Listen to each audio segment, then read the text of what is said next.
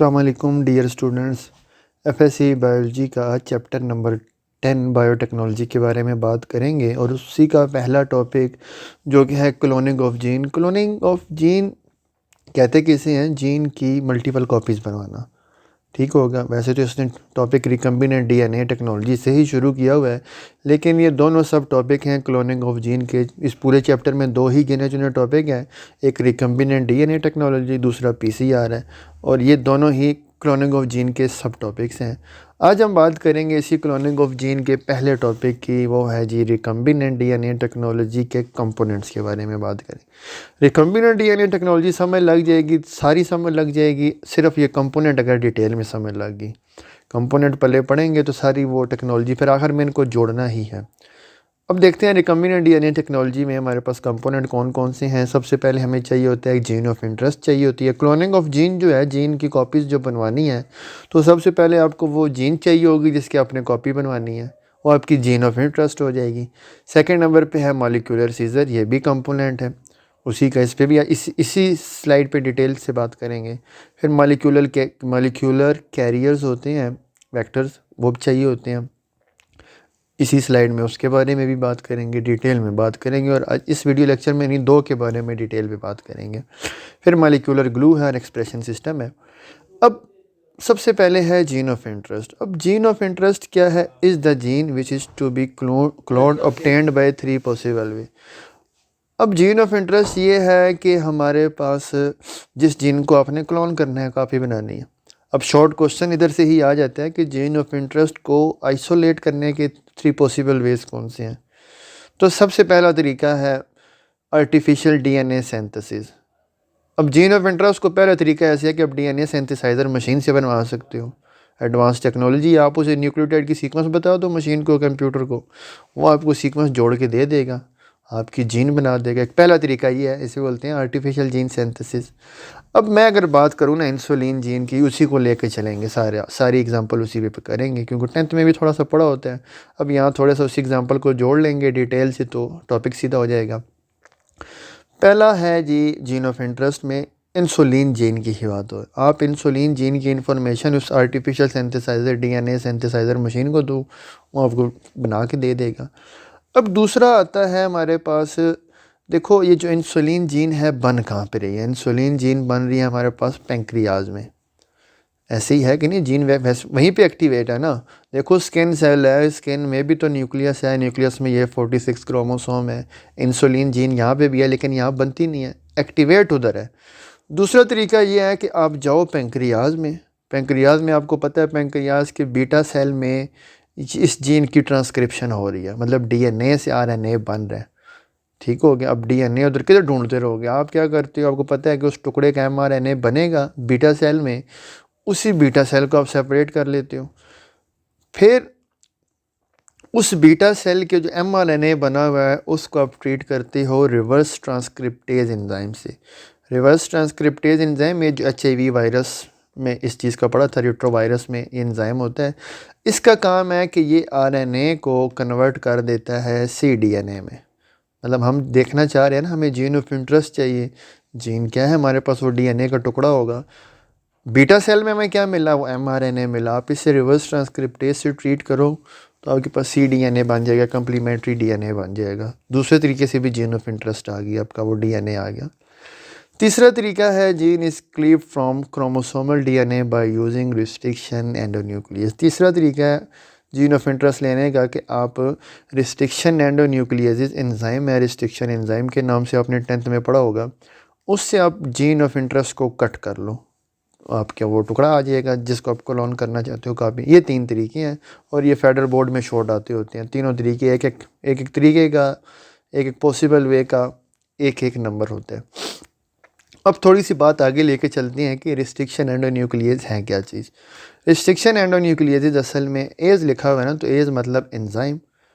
Restriction endonuclease are enzyme that cleave phosphodiester bond of post and at specific sequence called palindromic sequence. अब ये जो enzyme है ना, ये डीएनए को कट करते हैं। 10th से ही पढ़ते आ रहे हो वही है। ये डीएनए को कट करते हैं लेकिन ये कट एक स्पेसिफिक सीक्वेंस से करेंगे। ये नहीं है जहाँ से मुंह उठाएगा कर देंगे। इन्होंने ना एक स्पेसिफिक सीक्वेंस से कट करना है जिसे बोलते हैं पैलिंड्रोमिक सीक्वेंस। अब लफ्ज़ सोच रहे होगे आप लोग कि पैलिंड्रोमिक क्या चीज़ है। अब पैलिंड्रोमिक कहते हैं something that read the same forward as backward. किसी चीज़ को अब लेफ़्ट से राइट रीड करो या राइट से लेफ़्ट रीड करो तो उसको सेम आए तो वो पैलिंड्रोमिक है। जैसे मैं एग्जांपल दूं, पहले सीक्वेंस की बात नहीं कर रहा, पैलिंड्रोमिक वर्ड की बात कर रहा हूँ कि पैलिंड्रोमिक वर्ड है क्या। मैडम जैसे एक लफ्ज़ है MADAM, आप लेफ़्ट से राइट से रीड करो तो सेम यही सीक्वेंस बनेगी, या राइट से लेफ़्ट रीड करो इसे तो भी सेम यही सीक्वेंस बनेगी, MADAM। ये पैलिंड्रोमिक है। अब रिस्ट्रिक्शन एंडोन्यूक्लियस ना असल में DNA में पैलिंड्रोमिक सीक्वेंस ढूंढ रहा होता है कि जैसे कि मैं एग्जांपल दी, ये हमारे पास है ना GATTC, आप इसे लेफ़्ट से राइट रीड करो GATTC। अब C के सामने क्या आएगा G, T के सामने A, तो ये राइट से लेफ़्ट रीड करो तो A की सीक्वेंस बन जाती है। ये देखो GATTC, ये भी पैलिंड्रोमिक होगी सीक्वेंस, क्योंकि आप लेफ़्ट से राइट रीड करो या राइट से लेफ़्ट रीड करो तो वो हमारे पास सेम ही है। तो DNA असल में ऐसी सीक्वेंस में कट डालता है, ये जो रिस्ट्रिक्शन एंडोन्यूक्लियस है। अब आपकी बुक में जो मेंशन किए गए हैं रिस्ट्रिक्शन एंडोन्यूक्लियस सारे, उनके देखते हैं कि वो कट डालते कैसे कैसे हैं और कहाँ कहाँ डालेंगे। ठीक हो गया। अब ये जो रिस्ट्रिक्शन एंडोन्यूक्लियस हैं, सब बात आती है कि आए कहाँ से। यहीं पे यहाँ पे एक और शॉर्ट क्वेश्चन भी पड़ा हुआ है। Restriction endonuclease are host defence system to protect itself from virus. Restriction endonuclease असल में ना हमने ये एंजाइम्स लिए हैं बैक्टीरिया से। बैक्टीरिया ने अपने अंदर इन एंजाइम्स को रखा होता है, अपना डिफेंस सिस्टम है कि यार देखो बैक्टीरियोफेज था ना, फेज वायरस क्या करता था, अपना DNA इंजेक्ट कर देता था और लाइटे को लाइसोजेनिक चलाता था। अब बैक्टीरिया इतना सादा नहीं है कि कोई भी इसे इन्फेक्ट कर जाए, उसने अपना डिफेंस मैकेनिज़्म रखा हुआ है कि जो ही कोई फ़ॉरेन DNA आता है ना तो उसको कट कर दिया जाता है। और कट करते कौन है, यही रिस्ट्रिक्शन एंजाइम स्पेसिफिक सीक्वेंस पे कट कर देती हैं, पैलिंड्रोमिक सीक्वेंस। तो DNA को कट कर देंगे, वो वायरल DNA किसी काम का नहीं रहा। ठीक हो गया, उसने उसकी ग्रोथ को रिस्ट्रिक्ट कर दिया कि वायरल जो है हमारे पास जीनोम आगे यहाँ पे रेप्लिकेट ना कर सके बैक्टीरिया के अंदर, उसकी ग्रोथ को रिस्ट्रिक्ट किया है। इसीलिए इसे रिस्ट्रिक्शन एंजाइम बोलते हैं, क्योंकि ये DNA को कट कर सकता है। अब सवाल आता है, देखो ये जब ये भी तो आ रहा है DNA है और ये पड़ा हुआ है बैक्टीरिया का DNA, अब इस DNA को वो एंजाइम क्यों नहीं कट कर रहे। इसी साइटोप्लाज्म में पड़े हुए हैं ना, आए ना, इसको भी तो कट करें ना, इसे क्यों नहीं कट कर पाते। यही शॉर्ट क्वेश्चन है कि हमारे पास होस्ट का जीनोम क्यों नहीं कट हो पाता रिस्ट्रिक्शन एंजाइम से।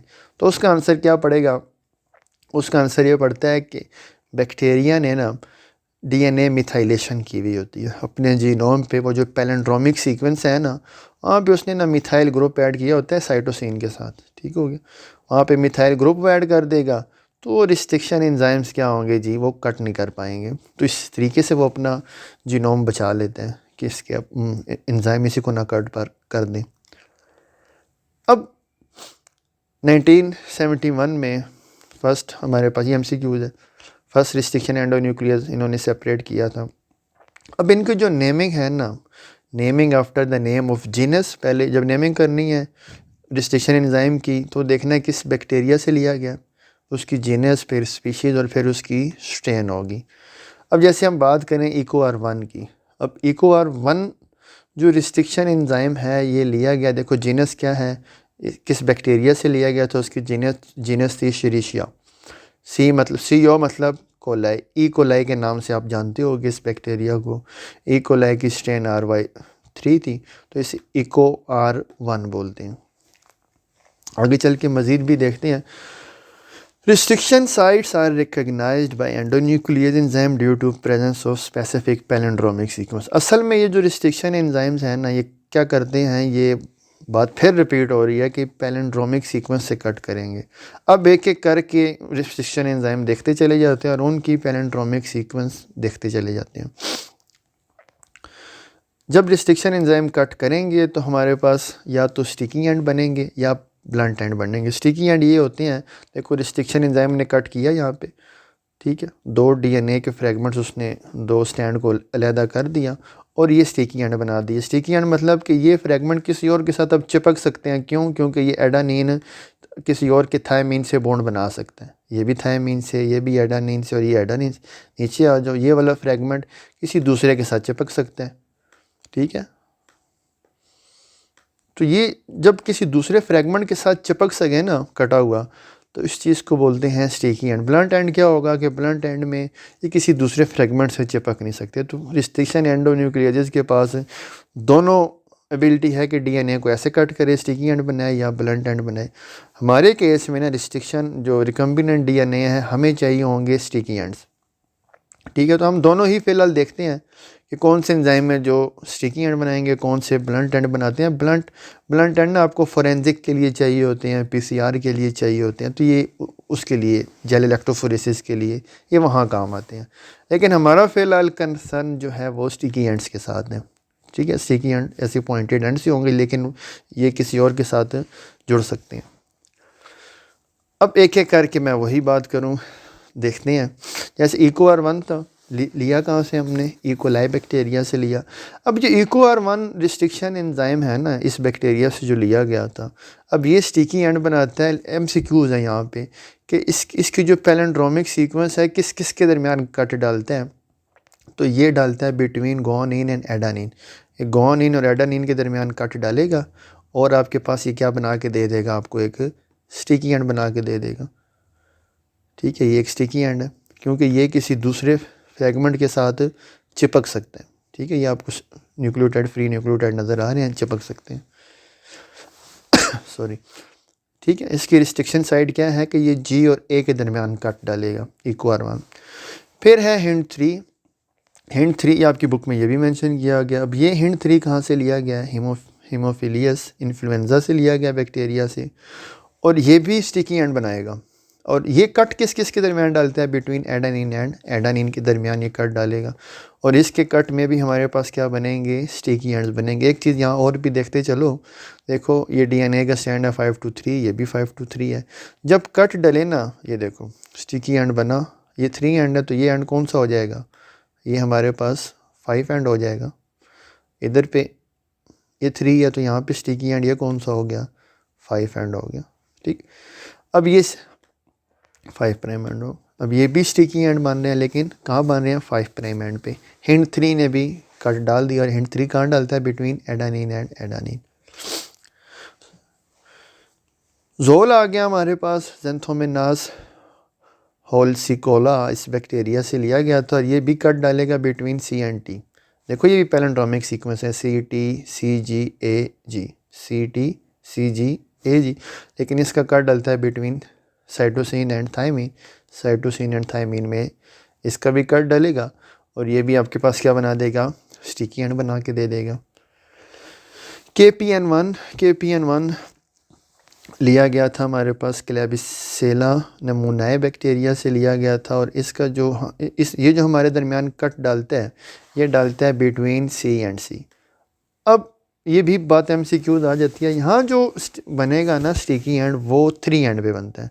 अभी जो पिछले हमने सारे पढ़े हैं ना सारे, ये देखो हमारे पास स्टिकी एंड 5 एंड पे बन रहा है, लेकिन ये KPN1 है, ये भी कट करेगा, लेकिन इसका जो स्टिकी एंड है वो कौन से एंड वाला होगा, 3 एंड पे बनाते हैं, ठीक है। MCQs आ सकता है कि वो कौन सा रिस्ट्रिक्शन एंजाइम है जो कि स्टिकी एंड 3 एंड पे बनाएगा, तो वो हमारे पास KPN1 है, ठीक है। और ये कट किट किस किस के दरमियान डालते हैं, बिटवीन साइटोसिन एंड साइटोसिन के दरमियान डालते हैं। नेक्स्ट है हमारे पास हाई 3 जो एंजाइम है, हाई 3 एंजाइम कट डालेगा बिटवीन G एंड C, ठीक हो गया। और ये डालता है कट ऐसे कि ब्लंट एंड बनते हैं। अब ये GGCC था, तो G और C के दरमियान कट डाल देगा। जब कट डलेगा तो ये हमारे पास ब्लंट एंड बन जाएंगे, ये स्टिकी एंड नहीं है। बात हुई कि ये PCR के लिए, PCR के लिए ये चीज़ यूज़ की जाएगी, और आप जेल इलेक्ट्रोफोरेसिस के लिए यूज़ करते हो, फोरेंसिक टेस्टिंग के लिए ये इस तरीके से कट्स बनवाते हो। नेक्स्ट हमारे पास आता है मॉलिक्यूलर कैरियर और वेक्टर। जीन ऑफ इंटरेस्ट आप ले आए तीनों तरीक़ों से, आपने DNA सिंथेसाइज़र से बनवा ली, या RT एंजाइम से बनवा ली, या आपने डायरेक्ट DNA से कट करवा ली, किसी भी रिस्ट्रिक्शन एंजाइम से आप कट करवा लो। फिर आपको दूसरी चीज़ जो चाहिए होती है, कंपोनेंट नंबर 2, वो है वेक्टर या molecular carrier. Vector act as vehicle for carrying foreign DNA या gene of interest into host cell. Vector हमें चाहिए होता है ताकि आपकी जो जीन ऑफ इंटरेस्ट है वो होस्ट सेल में पहुंचाई जा सके, उसके लिए आपको वेक्टर चाहिए होते हैं। एग्जांपल्स में आ गया प्लाज्मिड। प्लाज्मिड एक बड़ा मशहूर और मोस्ट कॉमन वेक्टर है। बैक्टीरिया में जो एक्स्ट्रा क्रोमोसोमल डीएनए होता है उसकी बात हो रही है, ठीक हो गया। ये एज आ वेक्टर काम करता है, आपकी जीन ऑफ इंटरेस्ट बैक्टीरिया में लेके जा सकता है, ट्रांसफॉर्मेशन करा सकते हैं। इसके अलावा हमारे पास लैम्डा फेज डीएनए है, बैक्टीरियोफेज को आप यूज़ कर सकते हो अपनी जीन ऑफ इंटरेस्ट बैक्टीरिया में डालने के लिए, होस्ट में डालने के लिए। कॉस्मिड ये भी एक वेक्टर है, it is combination of plasmid and phase DNA. Bacteriophage और प्लाज्मिड दोनों आपने ये जोड़े हुए हैं इस कॉस्मिड। फिर हमारे पास यीस्ट आर्टिफिशियल क्रोमोसोम्स हैं, बैक्टीरियल आर्टिफिशियल क्रोमोसोम्स हैं। ये सारी एग्जांपल्स आ गई हैं उस वेक्टर की जो जीन ऑफ इंटरेस्ट को कैरी कर रहे होते हैं, ठीक हो गया। अब करेक्टरिस्टिक्स ऑफ प्लाज्मिड, ये 6 करेक्टरिस्टिक्स हैं और ये लॉन्ग में आने की कोई सेटिंग बन रही है, कोई नज़र आ रहा है कि ये लॉन्ग आ सकता है, क्योंकि 6 पॉइंट है, एक एक पॉइंट के नंबर करो तो ये लॉन्ग बन सकता है। पहली करेक्टरिस्टिक प्लाज्मिड में खसूसियात, उसमें क्या क्या बात होनी चाहिए, क्या ख़ास बात होनी चाहिए। प्लाज्मिड जिसने आपकी जीन ऑफ इंटरेस्ट को होस्ट में ट्रांसफ़र करना है, फिर आगे उसको मल्टीप्लाई भी कराना है, उस प्लाज्मिड में ये चीज़ होनी चाहिए कि उसमें ओरिजिन ऑफ रेप्लिकेशन हो। रेप्लिकेशन है ना, डीएनए से डीएनए बनना। आपने जीन ऑफ इंटरेस्ट डाल दी और वो प्लाज्मिड रेप्लिकेट ही नहीं कर पा रहा तो फ़ायदा। प्लाज्मिड में ओरिजिन ऑफ रेप्लिकेशन होनी चाहिए ताकि वो रेप्लिकेट करे, इंडिविजुअली करे, मतलब मेन डीएनए पे डिपेंड ही ना करे, वो अपनी रेप्लिकेशन करे, पहली बात। फिर दूसरी है एंटीबायोटिक रेजिस्टेंट जीन होनी चाहिए। इसी प्लाज्मिड की दूसरी करेक्टरिस्टिक कि इसमें एंटीबायोटिक रेजिस्टेंट जीन होगी कि जब आप वो वाली एंटीबायोटिक डालोगे उससे ये बैक्टीरिया मरेगा नहीं, रेजिस्ट कर जाएगा। अभी ये कंपोनेंट में सिर्फ इसका जिक्र सुन लो, आगे जब जोड़ेंगे ना पूरा प्रोसेस, इस उस टाइम इसका फंक्शन समझ लगेगा कि एंटीबायोटिक रेजिस्टेंट जीन कर क्या रही थी। फिर रिस्ट्रिक्शन साइट्स होनी चाहिए। प्लाज्मिड ये नहीं है कि एक ही एंजाइम से कट हो सके, मल्टीपल कटिंग एंजाइम इंस्पेक्ट कर सकें, ठीक है। तो इस पर मल्टीपल क्लोनिंग साइट्स हों या मैनी रिस्ट्रिक्शन साइट्स हों कि आप काफ़ी सारे डीएनए से रिस्ट्रिक्शन एंडोन्यूक्लियोसिस से इसको कट कर सको, ठीक है। 2 दफ़ा आ गया ये। फिर है हमारे पास स्मॉल साइज़। प्लाज्मिड का साइज़ कम होना चाहिए ताकि आप उसको आइसोलेट अलहदा कर सको, फिर उसको चेंज करके फिर आगे बैक्टीरिया में ट्रांसफ़र भी कर सको। Next, high copy number. Some plasmid replicate to produce. अब प्लाज्मिड की एक और करेक्टरिस्टिक ये है कि प्लाज्मिड हमारे पास सेल में काफ़ी ज़्यादा होते हैं। बैक्टीरियल सेल में एक प्लाज्मिड नहीं है, किसी में हमारे पास 100 से इवन 1000 प्लाज्मिड भी पाए जाते हैं एक ही बैक्टीरियल सेल में। तो जब ये प्लाज्मिड ज़्यादा होंगे तो लाजमी सी बात है आपकी जीन और वो जो आप प्रोटीन बनाना चाह रहे हो वो भी ज़्यादा हो जाएगा, ठीक हो गया। एग्जांपल में PBR 322, PCS 101, PUC 18, PUC 19, ये सारे प्लाज्मिड हैं। स्पेसिफिकली हम बात करते हैं PBR 322। PBR 322 क्या है हमारे पास? PBR 322 एक प्लाज्मिड है। अब इसकी नेमिंग कैसी हुई हुई है देखो, PBR, P मतलब प्लाज्मिड, B मतलब बाय बोलीवर एंड R मतलब रोड्रिगस। PBR मतलब plasmid by Bolivar and Rodriguez. इन दो साइंटिस्ट ने इस प्लाज्मिड को मॉडिफाई किया था तो अपने ही नाम से इसका नाम रख दिया PBR 322। और भी लोग लगे हुए थे, खैर इन्होंने PBR 325 और ये काफ़ी और भी इसकी टाइप्स थी जिस पे वो लगे हुए थे। खैर एक बड़ा मशहूर और बड़ा कॉमन PBR 322 हमारे पास ये एक प्लाज्मिड है। करेक्टरिस्टिक जो हमने पीछे बात की है उसी पे इसको अप्लाई करते हैं उन बातों को। PBR 322 है क्या? It is modified form of natural bacterial plasmid. Bacterial plasmid जो बैक्टीरिया का प्लाज्मिड था, इन बोलीवर और रोड्रिगस ने इसको ना थोड़ा सा मॉडिफाई कर दिया, PBR 322 बना दिया। अब इसमें बातें क्या ख़ास खास हैं? इसमें है हमारे पास ओरिजिन ऑफ रेप्लिकेशन है, ठीक है। इस प्लाज्मिड में ओरिजिन ऑफ रेप्लिकेशन मिलेगी कि आप अपनी जीन ऑफ इंटरेस्ट अगर साथ जोड़ते हो तो ये रेप्लिकेट कर सकते हैं, ठीक है। अपनी भी कापियाँ बनाएगा, आपकी जीन की भी बना के दे देगा। दूसरी एंटीबायोटिक रेजिस्टेंट जीन होती है।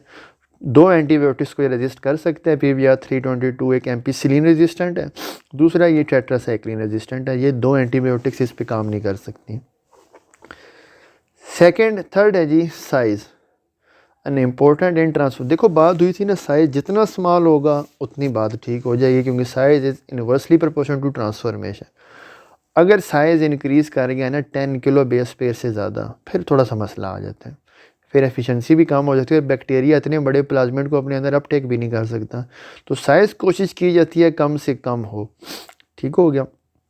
अब इस प्लाज्मिड का साइज़ कितना है, ये देखो हमारे पास ये 4361 बेस पेयर है, 4 किलो बेस पेयर, इतना छोटा साइज़ है इस प्लाज्मिड का। अब 10 तक हमारी वो है ना मैक्सिमम कैपेसिटी, तो आप तकरीबन 6 किलो बेस पेयर्स तक चीज़ इसमें ऐड कर सकते हो। ठीक हो गया। हाँ, it can up take up to 6 kilo base pair. Copy number की बात की जाए तो हमारे पास 15 कॉपीज़ पर सेल, एक बैक्टीरियल सेल में ये 15 कॉपीज़ एग्जिस्ट कर सकती हैं इस PBr322 की। क्लोनिंग साइट्स वही सारी करेक्टरिस्टिक जो हम पीछे पढ़ के आए हैं। कटिंग साइट्स कितनी हैं इस PBr322 में? 40 कटिंग साइट्स हैं और 11 पाई जाती हैं हमारे पास टेट्रासाइक्लिन। ये जो टेट्रासाइक्लिन रेजिस्टेंट जीन है ना, इसमें कटिंग साइट्स कितनी हैं हमारे पास? 11 कटिंग साइट्स हैं। मतलब 11 डिफरेंट टाइप्स ऑफ रिस्ट्रिक्शन एंडोन्यूक्लियेज इस पे एक्ट कर सकते हैं। जैसे BAM-H1 एक्ट कर सकता है, HIND3 एक्ट कर सकते हैं, सारे स्टिकी एंड बनाते हैं। अच्छा, टोटल इसमें कटिंग साइट्स कितनी हैं? टोटल हैं 40। टेट्रासाइक्लिन में कितनी पड़ी हुई है कटिंग साइट? टेट्रासाइक्लिन में पड़ी हुई हैं 11। और इस एम्पिसिलिन रेजिस्टेंट जीन में कितनी पड़ी हुई हैं कटिंग साइट्स? वो हैं हमारे पास 6 कटिंग साइट्स हो गई हैं। इनमें से हमारे पास ये PST1 हो गया, PVU1 और SAC1, ये सारे डिफरेंट एंजाइम हैं जो कि यहाँ से कट डाल सकते हैं। ये था हमारे पास PBr322 प्लाज्मिड, जिसको हमने यूज़ करना है रिकम्बिनेंट DNA टेक्नोलॉजी में। Thank you for watching. अल्लाह हाफिज़।